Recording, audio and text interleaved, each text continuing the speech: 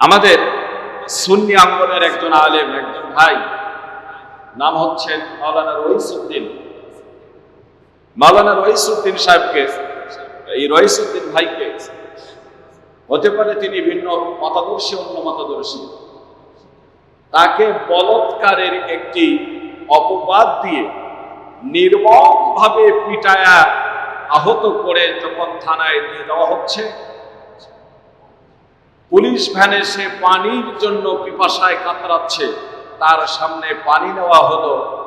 মুখের সামনে পানি নেওয়ার পর পানির বোতল তাকে না দিয়ে তার থেকে আবার পানির বোতলটা টান নেওয়া হলো, এবং সে এর পরক্ষণে সে থানায় যাওয়ার পর অসুস্থ হয়ে, গুরুতর অসুস্থ হয়ে, এই মাইলের আঘাতের কারণে অসুস্থ হয়ে সে মৃত্যুবরণ করে ফেলল। আমার কথা হচ্ছে, সে যে মতাদর্শী হোক না কেন, তিনি একজন মুমিন, তিনি একজন মুসলমান। এই মুসলমানকে শুধুই একজন মুমিন মুসলমান না, একজন ইমাম। ইমামকে নির্মমভাবে এভাবে হত্যা করা মেনে নেওয়া যায় না। কথা বলেন নাকি? আচ্ছা বলুন তো, এই পৃথিবীতে একই মায়ের সন্তান যদি চারজন থাকে, চারজন কি এক মতাদর্শের হয়? কথা বলেন নাকি? চারজন চার মতাদর্শের হতে পারে, তিনজন এক মতাদর্শের হতে পারে, আরেকজন আরেক মতাদর্শের হতে পারে, দুজন এক মতাদর্শের হতে পারে, আর দুজন অন্য কোনো মতাদর্শের হতে পারে। কথা বলেন না কেন, ঠিক কিনা? তো ঠিক এই পৃথিবীতে যত মানুষ আমরা বসবাস করি, এক একজন এক একটা মতাদর্শের অনুসারী কিংবা বিশ্বাসী।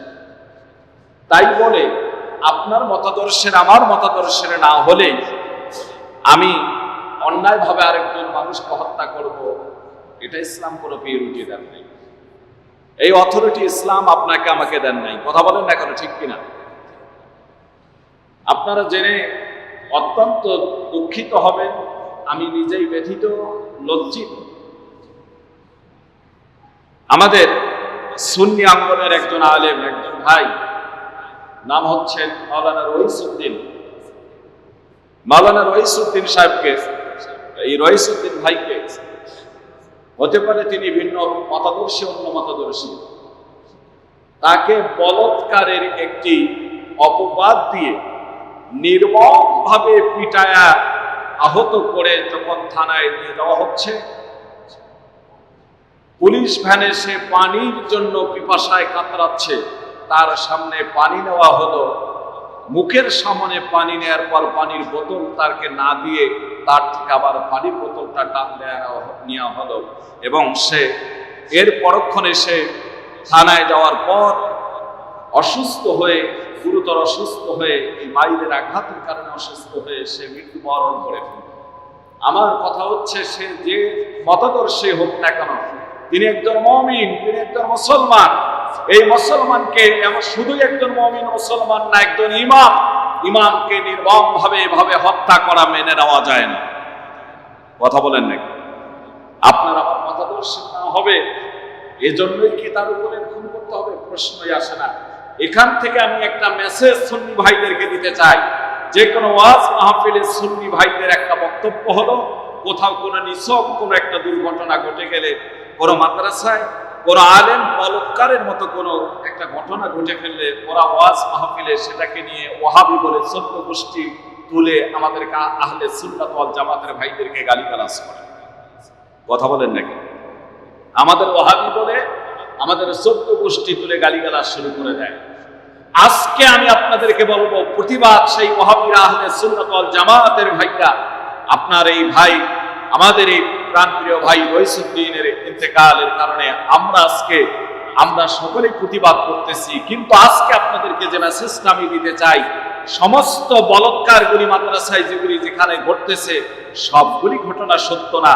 এখানে সাজানো গোছানো স্বার্থ নিয়ে কিছু কথা থাকে, কোন স্বার্থের উপরে ভিত্তি করে কোন একজন আলেমের উপর মিথ্যা তহমাত, অপবাদ দিয়ে এগুলি সাজানো হয়। জোরে বলেন, কথা ঠিক কিনা? এজন্য আপনাদেরকে বলবো, কোথাও যদি এরকম বলৎকারের ঘটনা ঘটে যায়, তাহলে তারও নিরপেক্ষ তদন্ত এবং নিরপেক্ষ দৃষ্টিতে এগুলি তদন্ত করে, অত্যন্ত নিরপেক্ষ দৃষ্টিতে তদন্ত করে ভিকটিমকে জিজ্ঞাসাবাদের জন্য ভিকটিমকে নেওয়া দরকার। কথা বলেন না কেন, ঠিক কিনা?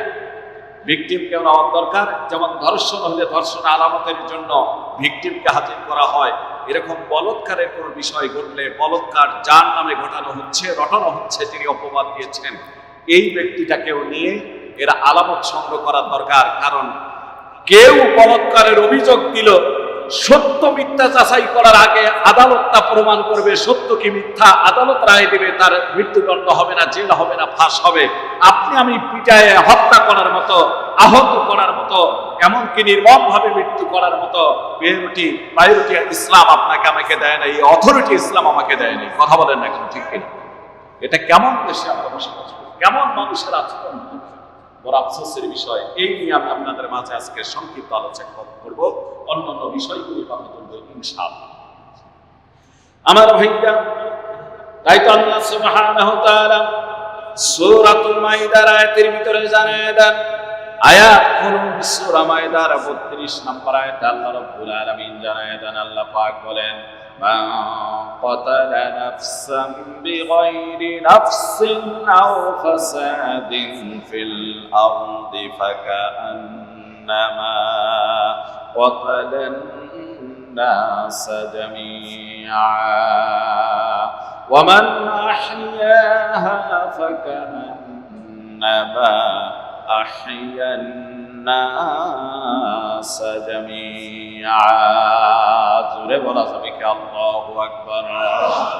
আল্লাহ রাব্বুল আলামিন বলেন, যে ব্যক্তি পৃথিবীতে অন্যায়ভাবে কোনো মানুষকে হত্যা করে ফেলল, সে যেন একজন মানুষকে হত্যা করে ফেলল না, ক্বাতালান নাস জামিআ, সে গোটা মানব জাতিকেই হত্যা করে ফেলল। পক্ষান্তরে আল্লাহ বলেন, ওয়া মান আহইয়াহা ফাকান্নামা আহইয়ান নাস জামিআ। কোন মানুষ যদি কোন মানুষের জীবন রক্ষা করে, সে যেন একজন মানুষের জীবন রক্ষা করল না, বরং সমগ্র মানুষের জীবন সে রক্ষা করে ফেলল। জোরে বলুন না সুবহানাল্লাহ। আমার ভাইরা, আমার বন্ধুগণ, বিগত 16 বছরের ভিতরে থেকে শুরু করে নিয়ে, তার মানে আমি এই কথাই বলবো, আমরা স্বাধীনতার পর থেকে নিয়েই দেখেছি আমার ভাইরা অন্যায়ভাবে বহু মানুষ হত্যা হয়ে গিয়েছে। জোরে বলেন কথা ঠিক কিনা? আল্লাহর কসম করে বলি, ইসলাম যদি ক্ষমতায় যায়, আল্লাহর কসম করে বলি, যদি কোরআন দিয়ে রাষ্ট্র পরিচালনা হয়, যদি কোরআন দিয়ে রাষ্ট্র পরিচালনা হয়, কোরআন দিয়ে যদি সমাজ গঠন হয়ে যায়, আমার ভাইরা অন্যায়ভাবে মানুষ মরার কোনো সুযোগ থাকবে না। কথা বলেন ঠিক কিনা? আল্লাহ সুবহানাহু ওয়া তাআলা সূরা নিসার 93 নম্বর আয়াতের ভিতরে আল্লাহ পাক জানিয়ে দেন, আল্লাহ বলেন, ওয়া মান ইয়াকতুল মুমিনান মুতাআম্মিদান ফাজাযাউহু জাহান্নামু খালিদান ফিহা ওয়া গাদিবা আল্লাহু আলাইহি ওয়া লা'আনাহু ওয়া আ'আদ্দা লাহু আযাবান আযীমা। জোরে বলা যাবে কি আল্লাহু আকবার। আল্লাহ বলেন, যখন কোন মানুষ কোন মুমিনকে অন্যায়ভাবে হত্যা করে ফেলে, শুনে নেন আল্লাহর কত সুন্দর বাচন ভঙ্গি, কত সুন্দর বক্তব্য। আল্লাহ বলেন, যখন কোন ব্যক্তি কোন মুমিনকে অন্যায়ভাবে, ইচ্ছাকৃতভাবে অন্যায়ভাবে হত্যা করে ফেলে, আল্লাহ রাব্বুল আলামিন জানায় দেন তার জন্য জান্নাত হারাম হয়ে যায়। জোরে বলুন নাউযুবিল্লাহ। আল্লাহ বলেন তার জন্য জান্নাত হারাম। শুধুই জান্নাত হারাম না, তার ঠিকানা জাহান্নাম। তার ঠিকানা কি? তার ঠিকানা হচ্ছে জাহান্নাম, তার প্রতিদান হচ্ছে জাহান্নাম। আল্লাহ রাব্বুল আলামিন এই সব ব্যক্তির উপর প্রদান্বিত এবং রাগান্বিত হয়ে যান। আল্লাহ রাব্বুল আলামিন বলেন, ওয়া আ'আদ্দা লাহুম আযাবান আযীমা। যে ব্যক্তি কোন মুমিনকে অন্যায়ভাবে হত্যা করে ফেলল, এই ব্যক্তির জন্য আল্লাহ পাক কঠিন আযাবের ব্যবস্থা করে রেখে দিয়েছেন। এজন্য মুসলিম হিসাবে, মুমিন হিসাবে কোন মুমিনকে অন্যায়ভাবে হত্যা করা যাবে, কোন মুমিনকে অন্যায় ভাবে হত্যা করা যাবে না। আমার ভাই, আমার বন্ধুগণ, আজকে সমাজের ভিতরে অন্যায় ভাবে বহু খুন হয়ে যায়, হত্যা হয়ে যায়, বহু দর্শন, বহু এরকম ঘটনা ঘটে যায়। শুধুই কি তাই? আমার ভাই, আমার বন্ধুগণ, যদি আমি আপনাদেরকে বলতে চাই, তাহলে যদি আমরা আজকে ভালোভাবে পর্যবেক্ষণ করে দেখি, যত হত্যাকাণ্ড সমাজে আজকে ঘটতেছে, এই হত্যাকাণ্ডগুলি ঘটতেছে, অধিকাংশগুলি ঘটতেছে শুধু ক্ষমতার লোভে। জোরে কোন কথা ঠিক কিনা? ক্ষমতার লোভে। আর যত হত্যাই পৃথিবীতে হয়েছে, সমস্ত হত্যাগুলির অধিকাংশ হত্যাগুলি হয়েছে সেই রাষ্ট্রীয় জালেমদের মাধ্যমে। জোরে কোন কথা ঠিক কিনা? এই রাষ্ট্রীয় জালেমের বিরুদ্ধে উচ্চ স্বরে কথা বলা, জালেমের প্রতিবাদ করাই হচ্ছে সবচেয়ে বড় জিহাদ। জোরে বলা হবে কি সুবহানাল্লাহ? আমার ভাইরা, আমার বন্ধুগণ, যুগে যুগে যত বেশি হত্যাকাণ্ড সংঘটিত হয়েছে, সমস্ত হত্যাকাণ্ডগুলি হয়েছে রাষ্ট্রীয় জালিমদের কারণে। জোরে কোন কথা ঠিক কিনা? ঠিক কিনা বলেন? এজন্য আপনাদেরকে বিনীত অনুরোধ করব, রাষ্ট্রে যেন আর জালিম যেন শাসন করার ক্ষমতা না পায়। এজন্য আমার ভাইরা, আমাদের এই রাষ্ট্রের স্টাডি, এই গাড়িটা, রাষ্ট্র নামের এই গাড়ির স্টাডিংটা, এই স্টারিংটা উঠায় দিতে হবে আল্লাহ ওয়ালাদের হাতে। জোরে কোন কথা ঠিক কিনা? যারা কোরআন দিয়ে রাষ্ট্র পরিচালনা করবে, আর হত্যাকাণ্ড থাকবে না। সুবহানাল্লাহ। যেমনটা ছিল হযরত ওমর ইবনুল খাত্তাব রাদিয়াল্লাহু তাআলা। ওমর ইবনুল খাত্তাব বলেছিলেন, আমার রাষ্ট্রে যদি অন্যায় ভাবে কোন একটা কুকুর না খেয়ে মারা যায়, এর জবাব যেন আল্লাহর কাছে আমাকে দিতে হবে, এ ভয় আমি ওমর। জোরে বলুন না সুবহানাল্লাহ। অন্যায় ভাবে আমার রাষ্ট্রে যদি একটা কুকুরও মারা যায়, এর ভয়ও আমি আল্লাহর কাছে করি, এর জবাব না জানি আমার আল্লাহর কাছে দিতে হয়। আমার ভাইরা, মানুষ তো দূরের কথা। এজন্যই আপনাদেরকে বলবো, আল্লাহ সুবহানাহু ওয়া তাআলা যেন আমাদেরকে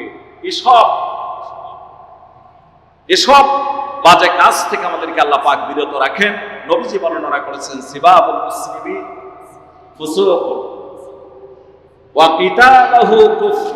নবীজি বলেছেন, একজন মুমিনকে, একজন মুসলমানকে গালি দেওয়া, অন্যায় ভাবে গালি দেওয়া, কিংবা একজন মুসলমানকে গালি দেওয়া হচ্ছে ফাসিকি। গালি দেওয়া কি ভাই? আরো জোরে বলেন, গালি দেওয়া কি? ফাসিকি। আর একজন মুসলমানকে হত্যা করা হচ্ছে কুফরি। আজকে মুসলমানদেরকে নির্মমভাবে বিভিন্ন জায়গায় হত্যা করা হয়।